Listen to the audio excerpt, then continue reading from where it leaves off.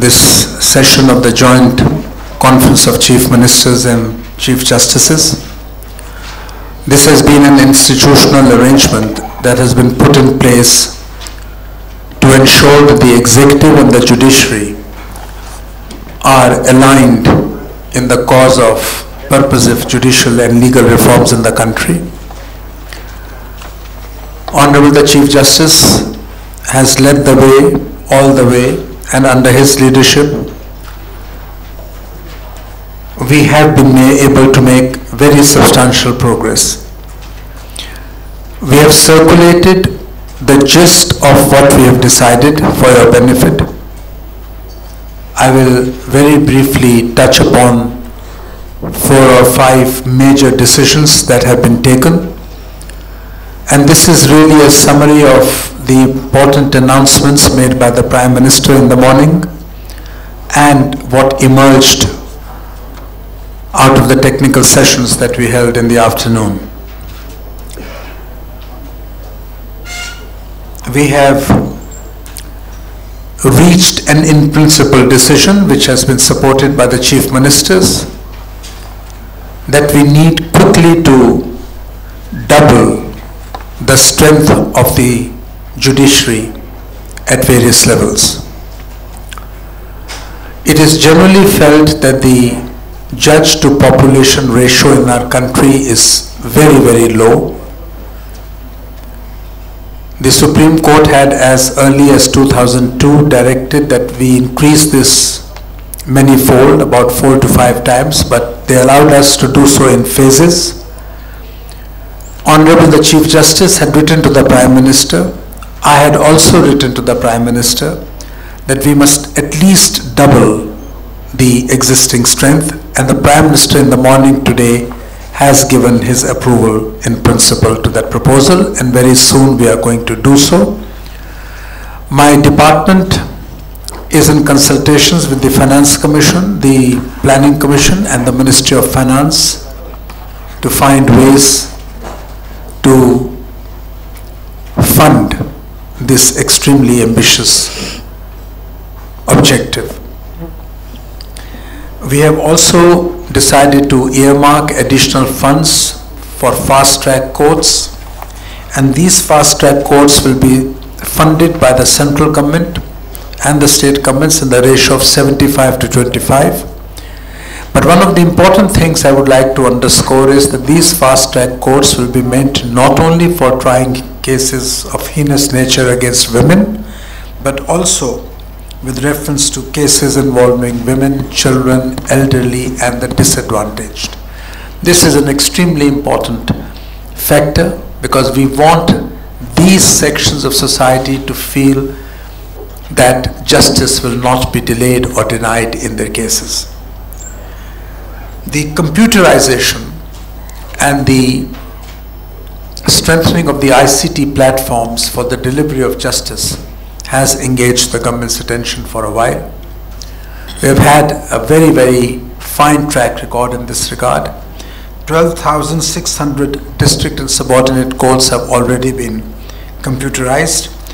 By March 2014, 14,249 courts would be computerized, and by 2014 and 15 the next phase of e-courts will begin. We have also decided to follow the recommendations of the National Court Management System for filling up vacancies. All these details have been given to you. A very important decision that emerged was the need to emphasize on gender sensitization as far as the judiciary was concerned after the terrible incident in December in Delhi. This need came into sharper focus. The judicial academies all over the country, including the National Judicial Academy, will be directed to give a special thrust to these issues. The issue of Gram Nyayalas was also discussed. It has been decided to make sure that people get justice at their doorsteps. The Gram Nyayalas will be set up at a much more faster pace Till now we have been able to set up 174, out of which 152 have been notified. But I am given to understand that after the thrust given to this project by the Law Ministry, by 2014 we will be able to have 616 Gram Nyayalayas in the country, which is an exponential improvement from the past.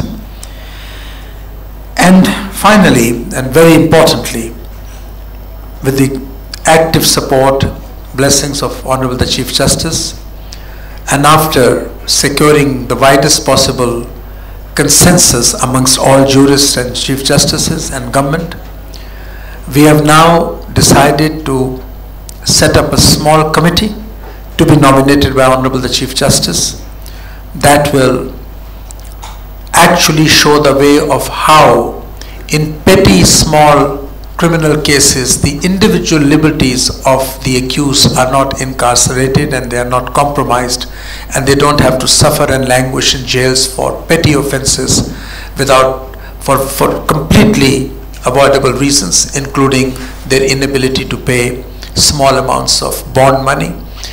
We are in a sense doing everything to civilize our laws. And the point I would like as the Law Minister to emphasize today, the need of the hour is to civilize laws and to have better implementation of laws and not to insist on oppressive laws.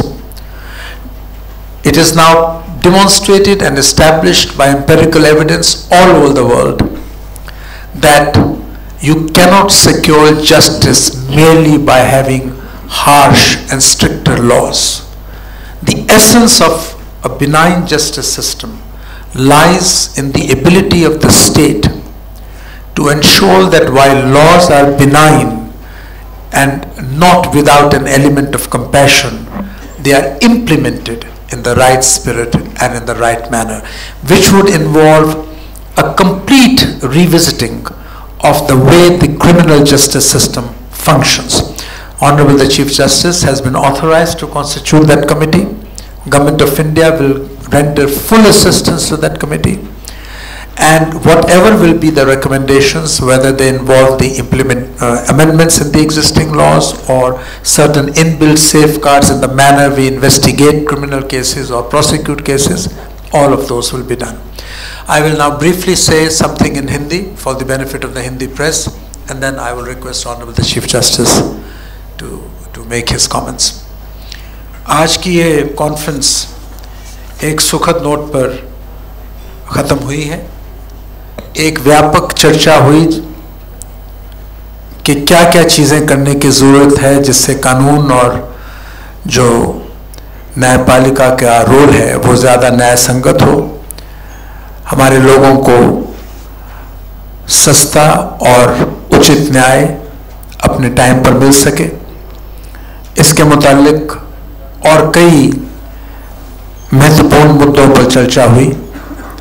Gender sensitisation की बात की गई। दिल्ली में जो दिसंबर में दुखद घटना हुई थी उसके बाद देश में आक्रोश था और ये महसूस किया गया कि आज अब समय आ गया है कि सिर्फ कह देने से बात खत्म नहीं होनी चाहिए, कुछ करके दिखाना है। इसीलिए ये कॉन्फ्रेंस का इस वक्त पे बुलाया जाना एक बहुत अच्छी बात हुई है और मैं समझता हूँ इसके सार्थक नतीजे बहुत जल्द सामने आएंगे।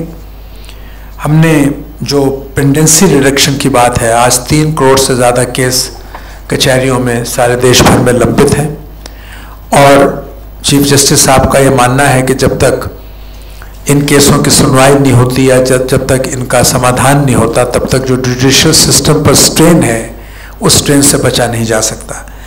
इसके लिए ये फैसला किया गया है कि सबऑर्डिनेट जुडिशरी में जितनी आज स्ट्रेंथ है 18,000 के करीब, इस स्ट्रेंथ को डबल कर दिया जाए। 34-35 हज़ार के करीब जज हमारे सबऑर्डिनेट जुडिशरी में आएंगे। इसके लिए जिस फिजिकल और ह्यूमन इंफ्रास्ट्रक्चर बनाने की ज़रूरत है, उसके लिए जितना साधनों की ज़रूरत है, उन साधनों की चर्चा प्रधानमंत्री जी के साथ हुई है। प्रधानमंत्री जी ने अपना इन प्रिंसिपल अप्रूवल हमको दिया है। फाइनेंस कमीशन और प्लानिंग कमीशन और वित्त मंत्रालय के साथ हमारी बातचीत जारी है और हमें आश्वासन दिया गया है कि जो साधन इस काम के लिए मुहैया कराने की ज़रूरत है वो मुहैया कराए जाएंगे। ये एक बहुत बड़ी बात हुई है और आज प्रधानमंत्री जी ने अपने उद्बोधन में सुबह इस बात को ख़ास तौर पर कहा है। जो फास्ट ट्रैक कोर्ट्स को क्या सिलसिला आगे बढ़ाने की बात है, हमने जो फिगर्स आपको दी हैं उसमें स्पष्ट तौर पे कहा गया है कि 75 और 25% की रेशो को लेकर केंद्र सरकार और स्टेट की सरकारें इसको फंड करेंगी। ये अति आवश्यक है क्योंकि justice delayed is justice denied की बात हम हमेशा सुनते हैं।